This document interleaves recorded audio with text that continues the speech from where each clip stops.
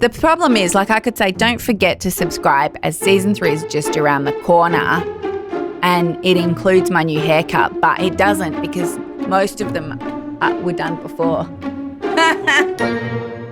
It wasn't that long ago that the idea for Accountants on Purpose was just something that I had swirling around at the back of my mind. Fast forward 6 months and here we are at the end of season 2 already. I feel so fortunate and would like to thank our incredible sponsor for this season, which was the University of Adelaide's Think Lab. My guests on the show this season were all accountants by trade, but entrepreneurs at heart. They have all experienced a tremendous amount on their journeys and they shared with us what they've learned along the way. My top takeaways are: 10. Your business can be a true reflection of yourself, which includes your core values and your purpose. Nowadays in business, it's almost an advantage to be able to have a business that's a true reflection of yourself, your core values, your beliefs and your philosophies. And so we, I suppose, just had that little bit of extra courage to go ahead and inspire a true reflection of those things. And so, where did it all start from? It was a kind of inbuilt kind of part of my business partner and I who actually we met in an organisation doing good, B1G1. Yes. And we both started Inspire with that common value of family and doing good and business that makes an impact. And so fast forward 5 years since we started Inspire around the doing good. We're really well known, Sarah, for a giving initiative that we created. I've seen you've hit some milestone with it too. So tell us about that while you're explaining it too. Yeah, absolutely. Well, we're all numbers people here, so a couple of numbers that I'm excited to share. When we started Aspire, we set out to become Australia's most impactful accounting firm. And so really proud today, it's a new financial year. As of today, we've just ticked over $10 million in proactive tax savings for our small business clients, which they're using to reinvest back into growing their business and their families. And in the context of some of the clowns down in Canberra at the moment, none of our small business to the community are inspired to give the taxman a tip. So that's a really cool impact. 9. Blockchain will become the norm and accountants need to be ready for it. If you think about the early internet, and I'm talking like circa, 2000-ish, right? For us, the internet isn't technology anymore. It's not something that we think about. It's just something that is, right? And I think blockchain's probably the same sort of thing that in 10, 20 years' time, it's just going to be normal. It's just like, it is what it is. We probably won't even call it a thing, right? Nobody calls the internet. They just call it, right? Because we're just using it all the time. Nobody thinks about it. Because I remember, I'm old enough to remember when email was a big deal. People like, you can save money on a stamp, right?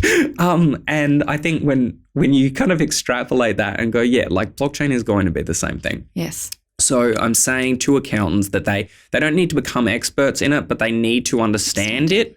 One, from a client's perspective, because I think it is going to impact their clients, and two, from their perspective as a practitioner's perspective, because it will impact the profession as a whole. And because this kind of intersects with the bull market of 2017, there was a lot of, what do they call it? Tulip mania, because it was a total insane bull market, with no rationality whatsoever.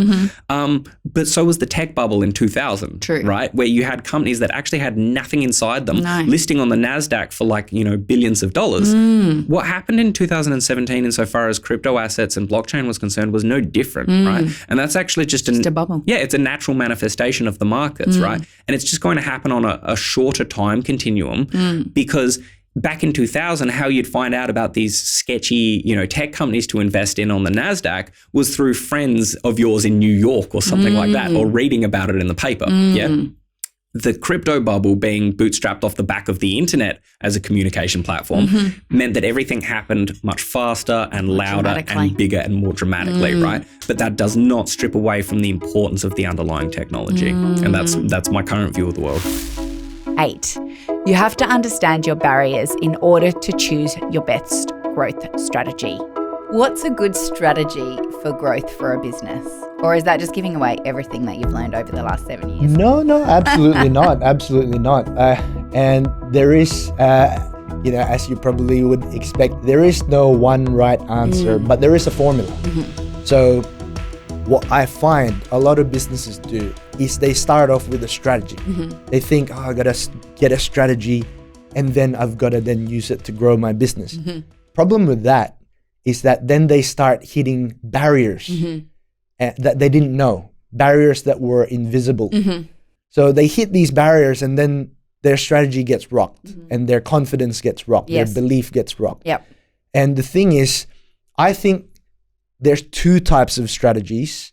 One is your company strategy, which sets you in a direction.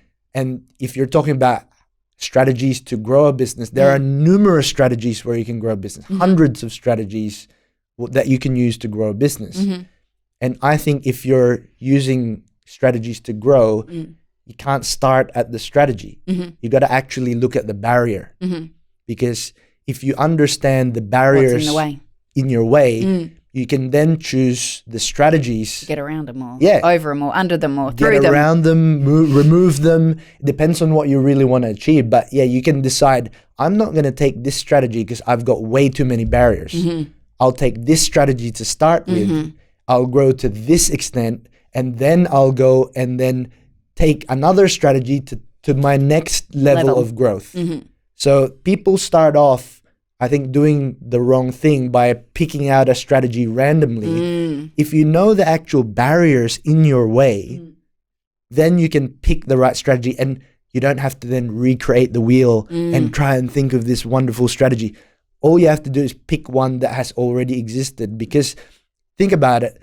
Everything we want to do, if you want to start a podcast, someone's done it successfully. If you want to do Facebook ads, someone's done it successfully. Someone wants to acquire a business. That's been done before many, many times. So we don't have to recreate those strategies. We just pick them. But how do you pick them? You got to be aware of what all your barriers are.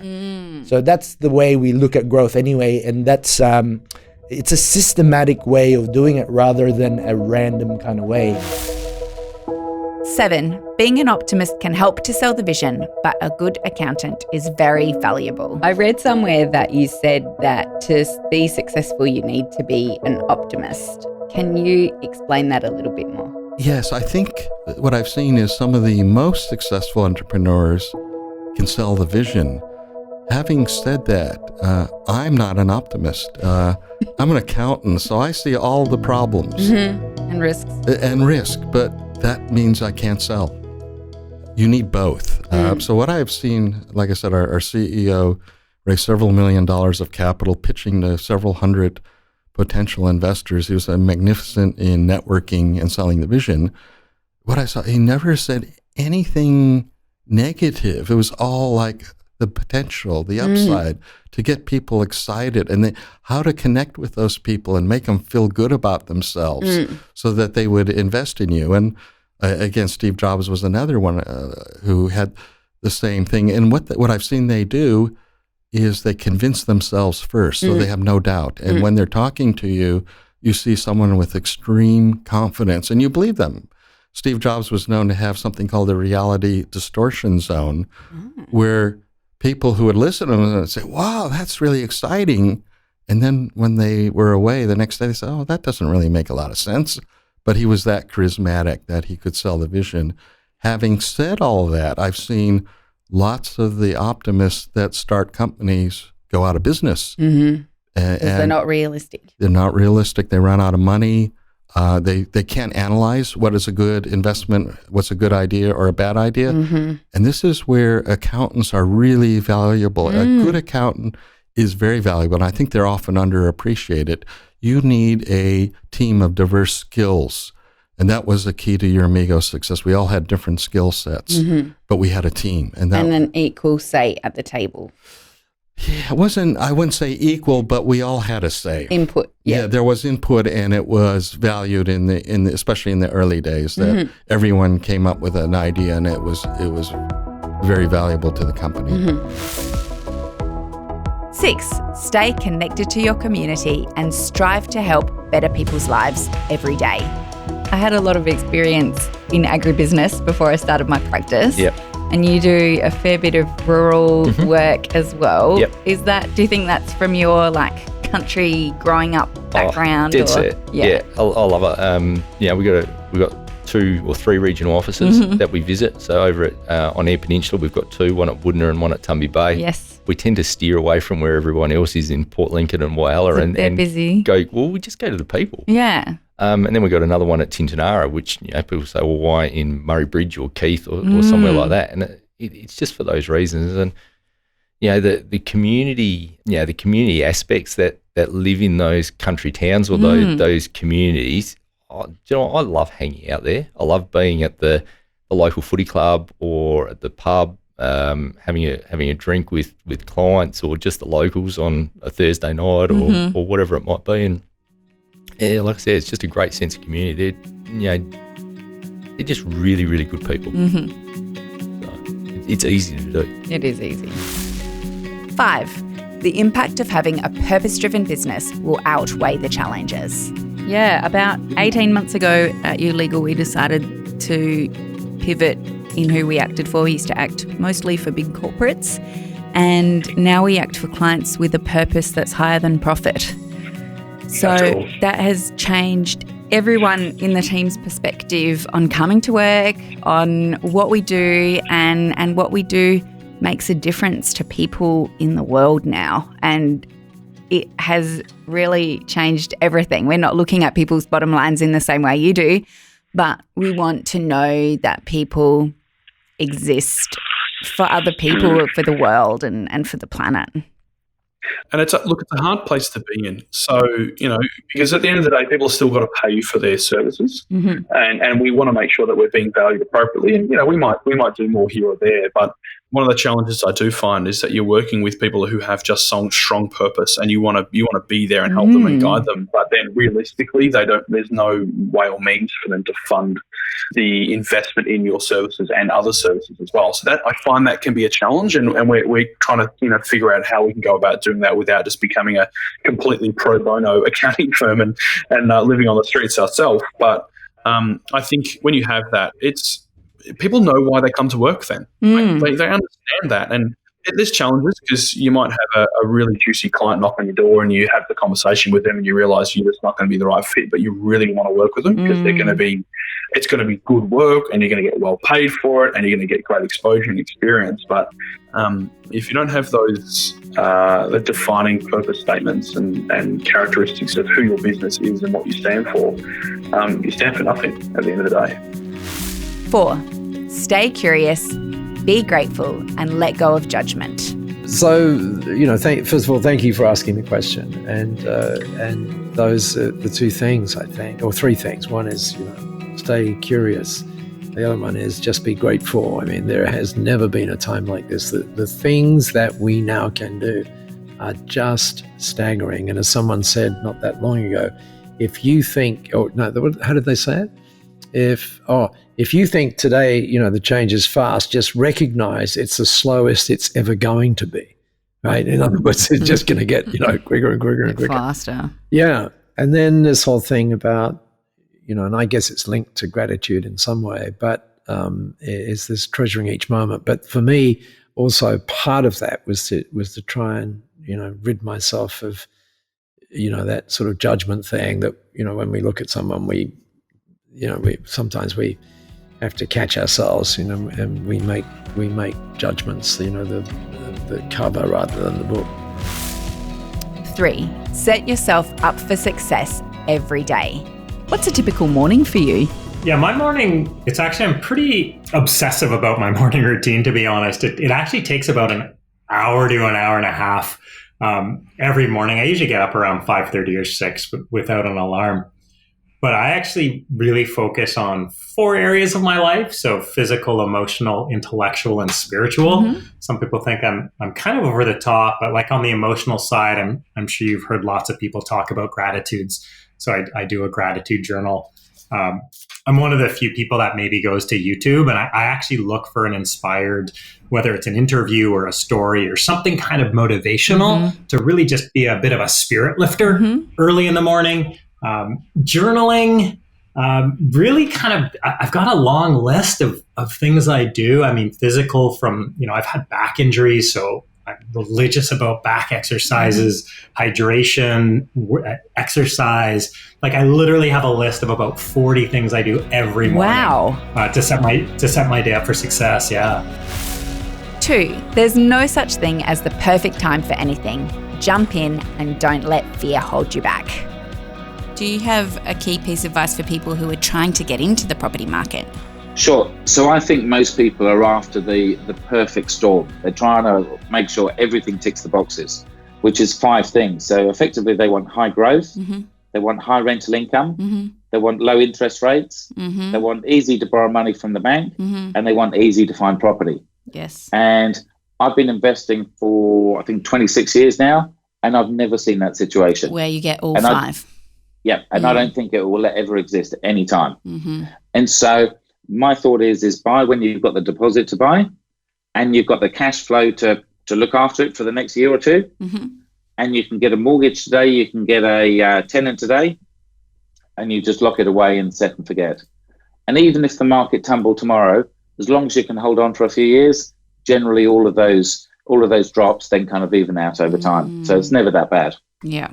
So maybe one of the other things out of those 5 is time, or the time thing that goes over the top of them all is that, not rushing. Yeah. And so I just say is just get in. Don't try and time the peaks and the troughs, because you'll never do it. Even the experts can't do it. And so if the time's right, and you've got the money, just jump in. 1, be genuine and authentic. What is it that keeps you going? What keeps you getting out of bed every day? So I ran into a whole lot of issues about a year ago. Life issues, business issues, break up with a partner, break up with a business partner. And it was just this feeling of like rejection basically, and a bit of failure in like that business venture not working. And I had a little tear, had a little cry, and eventually like I kind of realized it was one about like just personally growing and learning from these lessons. And then 2, I posted a pretty like raw Facebook post at the time. And usually I'm always about positive. And I don't share that downside, but I kind of shared that I was struggling a little bit. And the amount of support that I got from women was amazing. And they just encouraged me to keep going.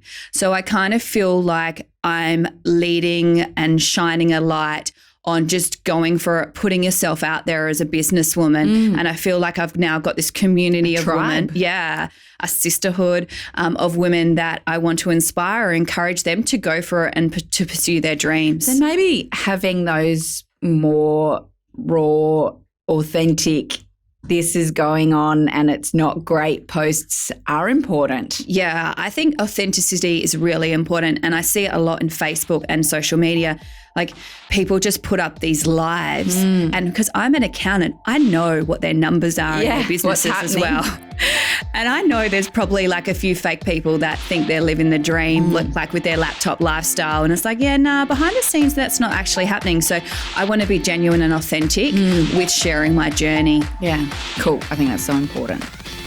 I love these stories because not only are they inspiring, but it's proof that we can do amazing things if we learn from each other, help each other, and always put purpose before profit.